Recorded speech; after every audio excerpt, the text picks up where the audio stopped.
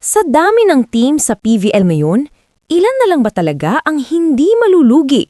Ilan ang kayang tumagal? At ilan ang posibleng mawala?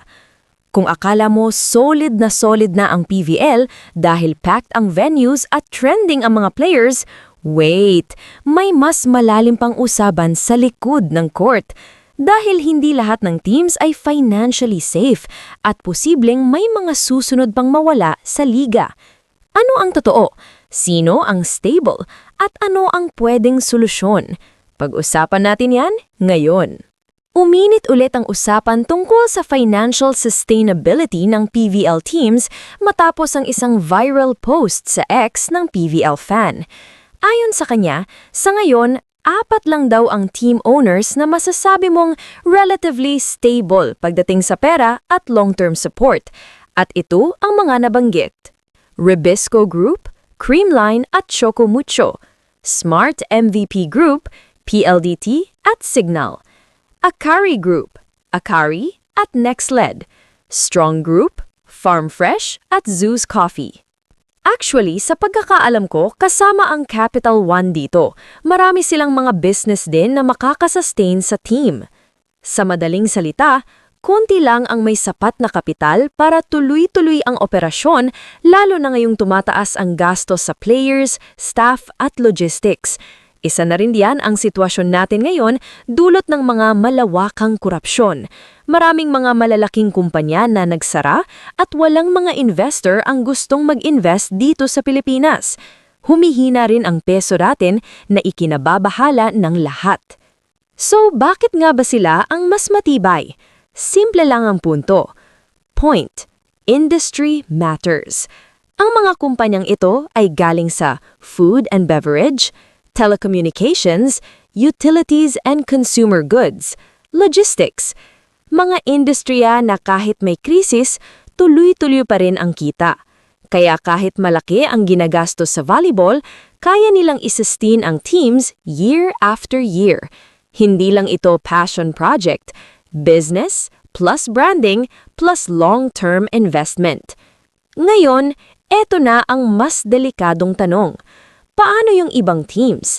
Ayon sa post, remains to be seen whether yung other teams may enough capital to keep it going.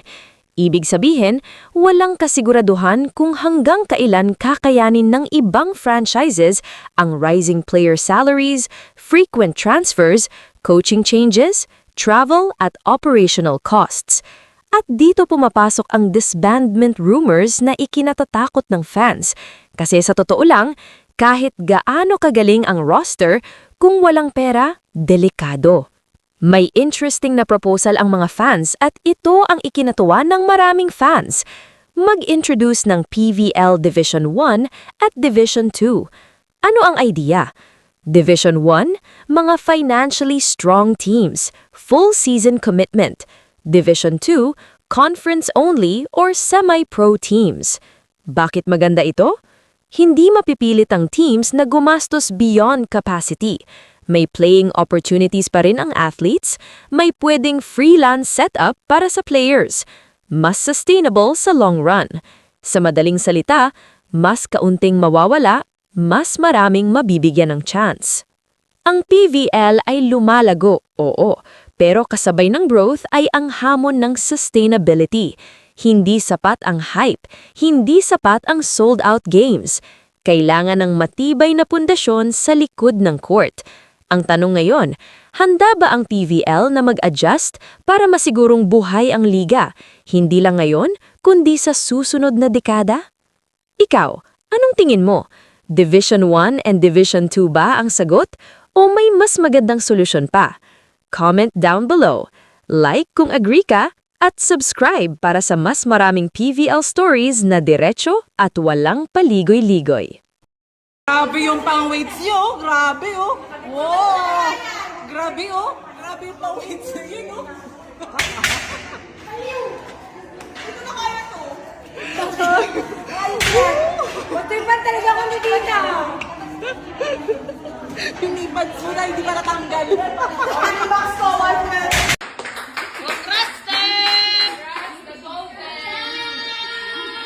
Grabe talaga.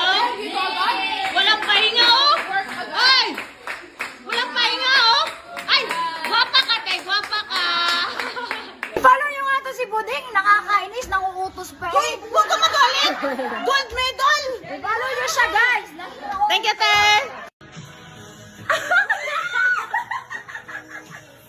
Gagi, ang sexy mo!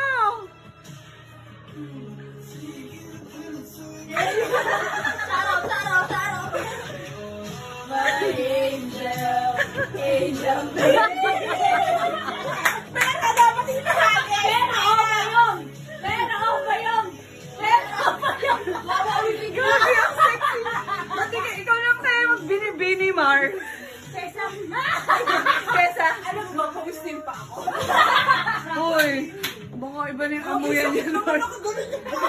Yan, mag-post ka muna, mag-post ka.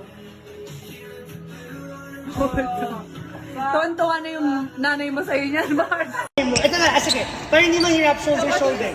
What's my move? Ba't ganito eh? Sa Tapos pa pwede na shoulder.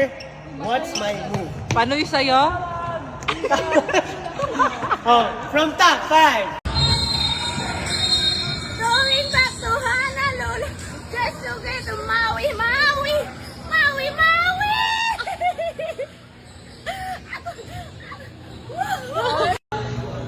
Deng, may kwento ako sa'yo. Ano ba Kanina may nakita akong ibon. Oh. Tapos, sa puno mag-isa lang siya. Alam mo ang tawag doon? Sa ibon mag-isa. Single bird. Single bird. Eh, mag-isa lang eh. Ini introvert! Oh, ano mas na... Anong tawag doon sa maraming ibon na nasa puno? Mini bird. Mini bird mo. Huwag naman ito. Ini extrovert! Yeah, yeah, yeah. Oh my God! Ang pretty! Parang si si Wonder Woman! Ay, pak ang Superman! Opak, opak! Bumawi sila pang Halloween.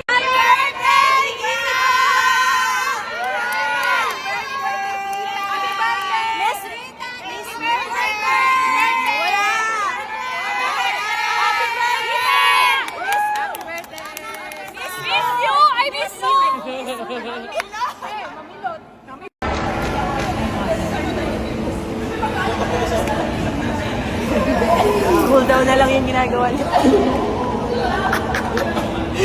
Wala nang dirahan eh.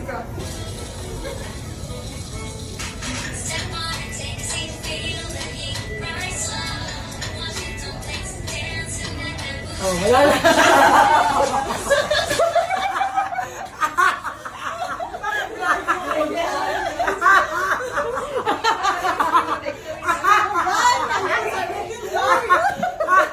You bring joy to our lives.